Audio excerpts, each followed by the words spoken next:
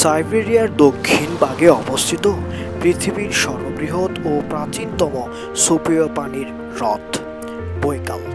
চলুন সে সম্পর্কে জেনে নিই।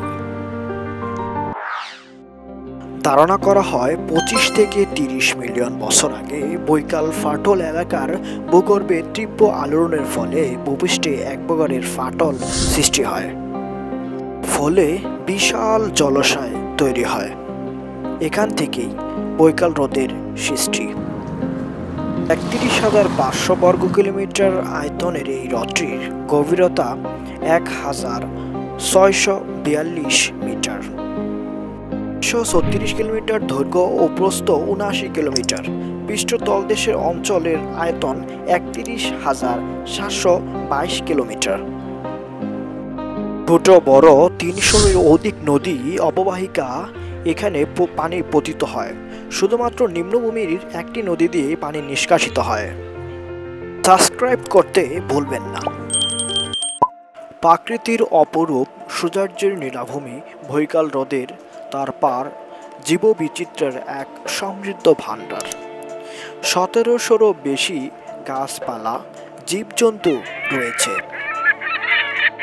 যাদের 2/3 পৃথিবীর কোথাও পাওয়া যায় না। 1996 সালে এটিকে একটি ইউনেস্কোর বিশ্ব ঐতিহ্যবাহী স্থান হিসেবে ঘোষণা করেন।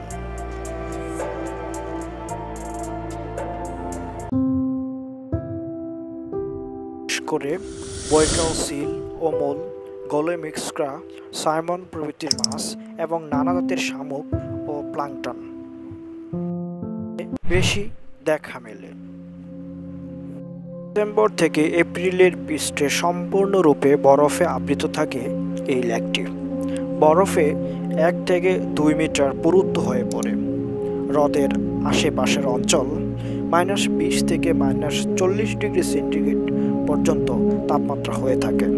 বরফের স্বচ্ছতা এতটাই বেশি যে 30 থেকে 40 মিটার পর্যন্ত দৃষ্টিগোচর হয়। শীতে যখন তাপমাত্রা দ্রুত কমতে থাকে তখন বরফের দৈর্ঘ্যে 30 কিলোমিটার পর্যন্ত ফাটল তৈরি হয়। বরফের নিচে পানির বিচিত্র কমে না, বরং অনেক মাছ এবং প্লাঙ্কটন ঠান্ডার জলে সক্রিয় থাকে। শীতকালে বৈকাল হ্রদ এবং চারপাশের পর্বত বনভূমি তুষারাচ্ছন্ন হয়ে এক পরীর কাহিনীর মতো দৃশ্য তৈরি করে। বৈকাল হ্রদ কেবলমাত্র একটি হ্রদ নয়, এটি একটি জীবন্ত ঐতিহাসিক শীতকালীন নির্ভরতা মোড়ানো এক মহাজাগতিক কাব্য। ধন্যবাদ সকলকেই।